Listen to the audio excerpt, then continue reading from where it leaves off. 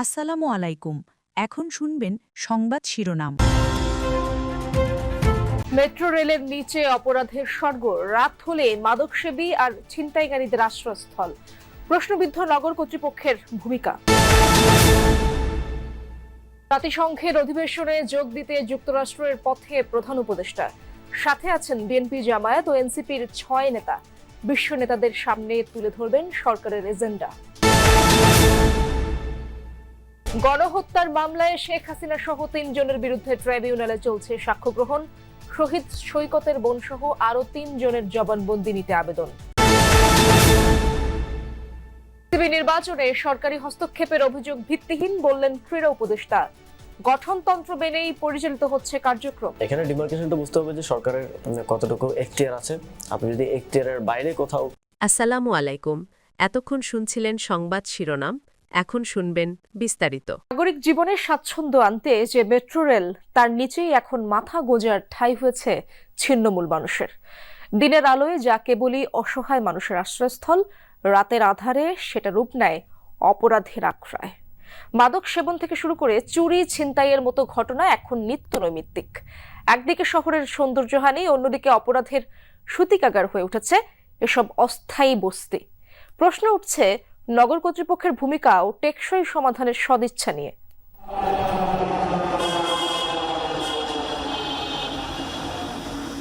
Metro rail যে অবকাঠামোকে আধুনিক ঢাকার প্রতীক হিসেবে কল্পনা করা হয়েছিল, এর নিচেই গড়ে উঠেছে ছোটখাটো বস্তি। পিলারের নিচে সড়ক বিভাজনের ফাঁকা জায়গায় চাদর, পলিথিন, পুরনো কাপড় দিয়ে বানানো হয়েছে মাথা গোজার এসব ঠাঁই। দিনের আলোয় হয়তো তারা অসহায়, কিন্তু রাত গভীর হলেই তাদের অবস্থান ঘিরে জন্ম নেয় আতঙ্ক। মাদকদ্রব্য সেবনের অভিযোগ তো রয়েছেই, নিয়মিত তারা ঘটায় চুরি, ছিনতাইয়ের মতো অপরাধ।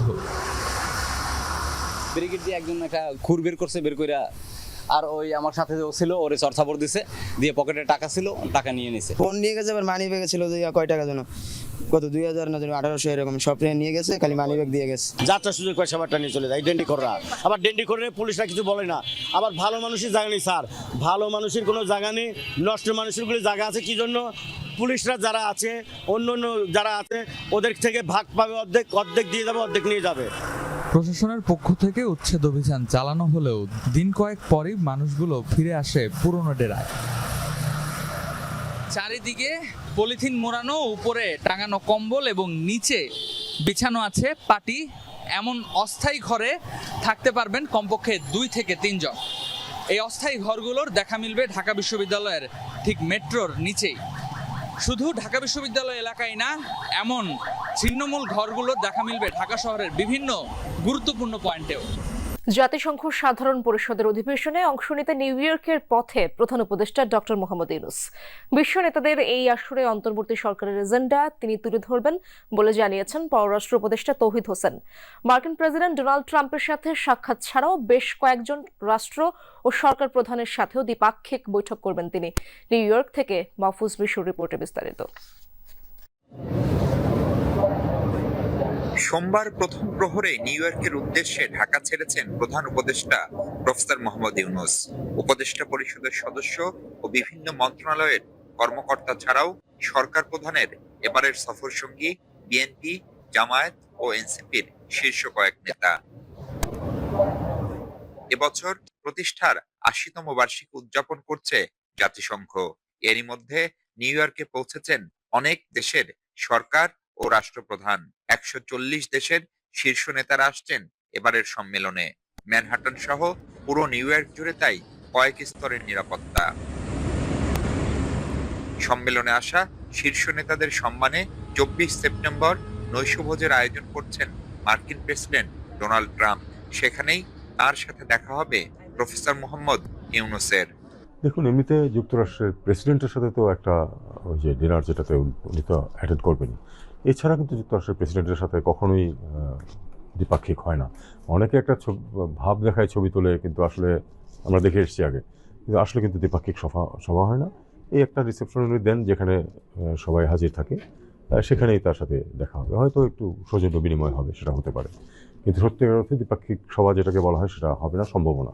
অধিবেশনের বাইরেও জাতিসংঘ মহাসচিব পাকিস্তান, ও ফিনল্যান্ডের প্রধানমন্ত্রী সহ কয়েকটি দেশ ও আন্তর্জাতিক সংস্থার প্রধানের সাথে বৈঠক করবেন প্রধান উপদেষ্টা। আগে বলতে চাই না যে আমি বললাম 5টা দেশের নাম বললাম, তার মধ্যে একটা দেখা গেলো কোনো কারণে হলো না, এটা নিয়ে অনেক স্পেকুলেশন হয়।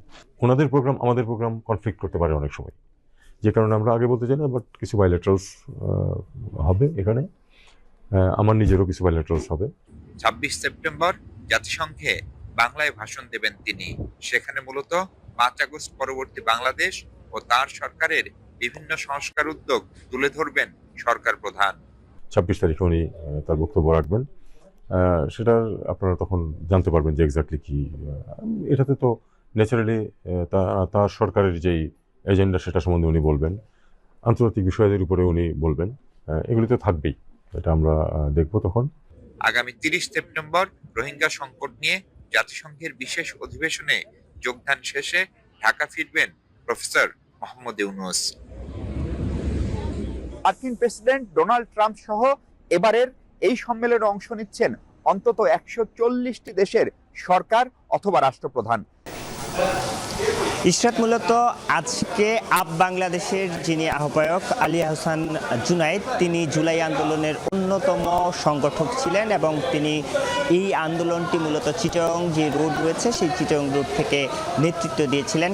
তিনি কালকে তার সাক্ষ্য গ্রহণ শুরু হয়েছিল 48 নম্বর সাক্ষী হিসাবে এবং কালকেই তার সাক্ষ্য গ্রহণ শেষ হয়েছিল। আজকে জেরা বাকি ছিল এবং আজকে সকাল থেকে আদালত ট্রাইব্যুনালের কার্যক্রম যখন শুরু হয় তার জেরার মধ্য দিয়ে এই ট্রাইব্যুনালের কার্যক্রম শুরু হয়েছিল এবং এই মুহূর্তে আসলে জেরার যে কাজটি সেই কাজটি শুরু হয়েছে। এখন মূলত প্রসিকিউশনের পক্ষ থেকে ব্রিফ করা হচ্ছে আজকে যে জেরা সেই জেরার বিষয়ে এবং এখানে প্রসিকিউশনের যে অন্যতম প্রসিকিউটর মিজানুল ইসলাম তিনি কথা বলবেন। আমরা আসলে সেই জায়গাটিতে সরাসরি চলে যেতে চাই। মূলত আজকে যে বিষয়টিতে আমরা যদি একটু বলে রাখি যে এখন পর্যন্ত এই মামলাটিতে 81 জন সাক্ষীর মধ্যে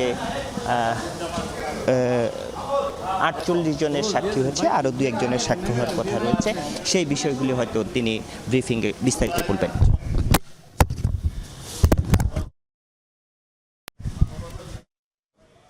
অপরাধ সংগঠনের যে অভিযোগ আনা হয়েছে তার বিচারের 48তম সাক্ষী আলী আহসান জুনায়েদের জবানবন্দি গতকাল শেষ হয়েছিল, জেরা বাকি ছিল আজকে, জেরা সম্পন্ন হলো কিছুক্ষণ আগে। এইখানে যে বিষয়টা উঠে এসছে উনি আন্দোলনের ধারাবাহিকতা অর্থাৎ 5-13-2013 সালে কোটা সংস্কার আন্দোলন কিভাবে নষ্ট হয়,